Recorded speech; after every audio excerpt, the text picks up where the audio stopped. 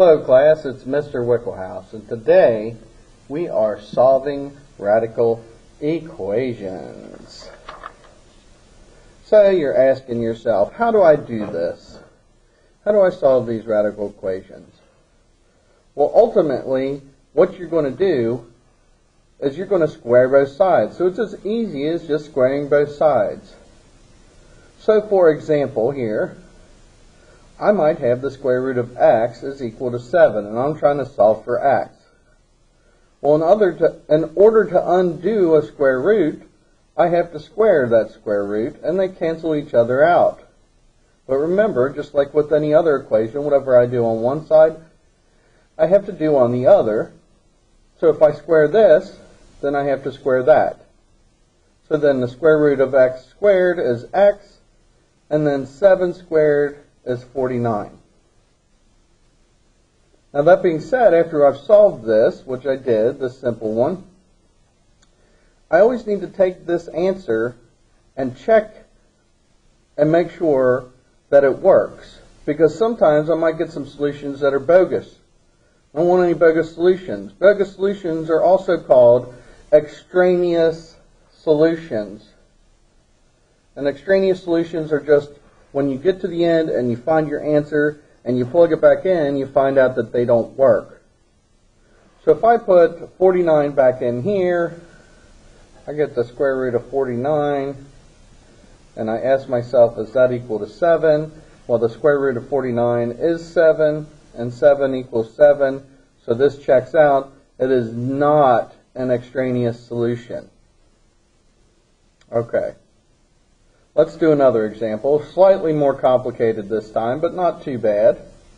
So I've got the square root of 2x plus 1, and that's equal to 4.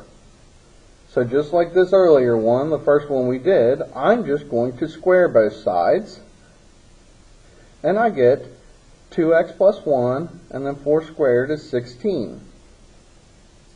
I'm going to subtract 1 from both sides, because at this point it's just a linear equation, and I'm going to solve it as such, trying to get the x by itself. So subtract 1 from both sides, I get 2x equals 15.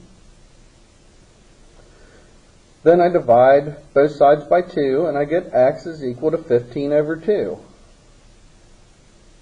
Let's check our answer though, because I might get a solution that doesn't work. So now I've got the square root of 2 times 15 over 2 plus 1 is equal to 4. 2 times 15 over 2, the 2's cancel out, and I've got the square root of 15 plus 1 equals 4. 15 plus 1 is 16 equals 4. Square root of 16 is 4, and that is equal to 4. That one checks out. So we're good on that one. Always check your answer with these. Okay? Alright. Do a couple more examples and then we'll be done. Alright, so now I've got this one. So I've got the square root of 9x minus 9 minus 5 equals negative 10. So the first thing when I'm doing a problem like this, if you remember back with the absolute values, we had to try to get the absolute value by itself. It's the same idea here. I need to get the radical by itself. Okay, so I'm going to add 5 to both sides first. When I add the 5, I get the square root of 9x minus 9 is equal to negative 5. Then I'm going to square both sides. Square root of 9x minus 9 quantity squared is 9x minus 9. Negative 5 quantity squared is equal to 25. Add 9 to both sides, I get 9x equals 34, and then I get x equal to 34 over 9. Don't forget to check your answer. Okay, so now I've got 34, hold on, I've got 9 times 34 over 9 minus 9 minus 5 is equal to negative 10.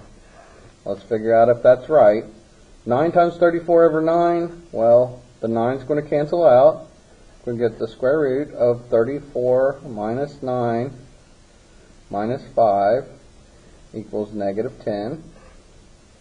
34 minus 9, that's the square root of 25 minus 5 equals negative 10.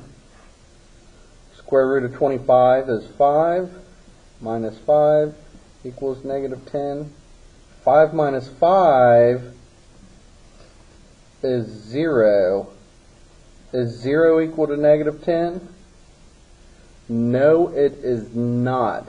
This answer is an extraneous solution. This is not a solution to this. There is no solution to this, not in any conventional way that we can find it. So that's why you always have to plug these back in to see if your answer is correct. It's very important that you do that. Okay, let's look at this example. Square root x squared plus 3x equals x plus 6. I'm going to square both sides. Square both sides.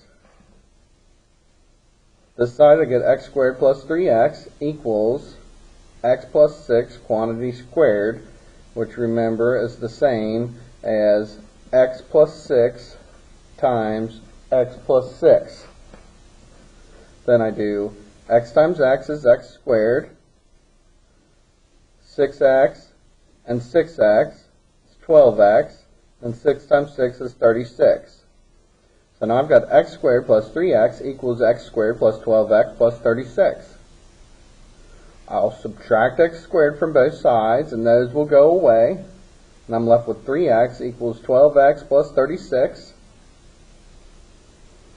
Then I'll subtract 12x, and I get negative 9x equals 36. Divide by negative 9, I get x equals negative 4.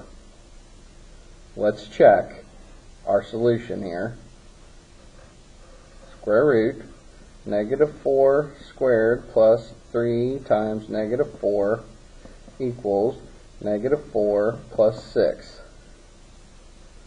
Negative 4 squared is 16 plus 3 times negative 4 is negative 12. Negative 4 plus 6 is 2. 16 plus negative 12 is 4, is the same as 16 minus 12, equals 2. Square root of 4, 2 equals 2. There we go. Super fantastic. We're good to go. Okay, one last thing, last example, and it is a word problem. Yay, we love word problems. Okay, so remember what we've talked about before. We want to read the problem. So the speed of a tidal wave, s, in hundreds of miles per hour can be modeled by the equation s equals the square root of t minus 2t plus 6, where t represents the time from its origin in hours. Algebraically determine the time when s equals 0. So that's part 1. And then it wants to know how much faster was the tidal wave traveling after 1 hour than 3 hours. So that's part 2, to the nearest mile per hour, and justify your answer. Okay, so let's do part 1 first. This says it wants to know what the time was when s equaled 0. Okay, so what I do is I'm going to take, here where the s is, and I'm going to plug 0 into that. I'm going to say 0 equals square root of t minus 2t plus 6. Okay. I want to get the square root by itself, just like every other time we've done this. So I'm going to add 2t to one side. I get 2t equals square root of t plus 6. I'm going to subtract 6, so I get 2t minus 6 equals square root of t. Square both sides. I'm going to get t here, and that's going to be equal to 4t squared, 2t times negative 6 It's going to be negative 12t. That's going to be negative 12t again. That's negative 24t. Negative 6 times negative 6 is plus 36. I need to get this equal to 0. I know you guys have never done this before. There won't be any problems this hard on there. On your homework, I mean, nor on the test. Okay, so I'm going to subtract t, so I get 4t squared minus 25t plus 36 equals 0. So I need to get that equal to 0 before I can solve this. Okay, now I'm going to try to either factor this or something along those lines. So let's see here. Get my handy dandy calculator out. And actually, I'm just going to use the quadratic formula because I think that's easier. And the quadratic formula is negative b plus or minus the square root of b squared minus 4ac all over 2a. And I'm going to use that to solve for t here. Okay, this is a, this is b, this is c. So I'll do 25 plus the square root of negative 25 squared minus 4 times 4 times 36, and then I'm going to divide that by 2 times 4, and I'm going to get t equal to 4. Okay, now I got to do it again with the minus. So 25 minus the square root of negative 25 squared minus 4 times 4 times 36 equals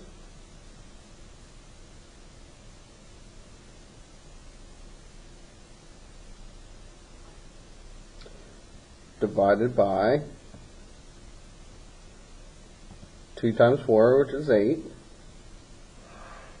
which is going to be 2.25. Okay. So, there's our two solutions to the time. So there's two places where it was going that fast. We'll learn more about solving quadratics later, but the main point here was getting the square root of t isolated and then going from there. Okay, how much faster was the tidal wave traveling after 1 hour than 3 hours? So basically what I'm going to do here is I'm going to say s equals square root of 1 minus 2 times 1 plus 6. And I'm also going to do s equals the square root of 3 minus 2 times 3 plus 6. Square root of 1 is 1. So s equals 1 minus 2 plus 6. S equals negative 1, that's 5. So this is 5. Remember, this is in hundreds of miles, so 500 miles per hour. This one, this is going to be negative 2 times 3 is negative 6. This is the square root of 3. That's going to be some nasty number. Plus 6. That goes away. So we've got the square root of 3. The square root of 3 is 1.73 approximately. So then that's going to be equal to 173 miles per hour. So I'll take 500 minus 173, and that's going to be equal to 327 miles per hour. That's how much faster it was going to the nearest mile per hour. And that's our justification and everything. Super fun time, guys. That's it. I will talk to you later. Have a great day.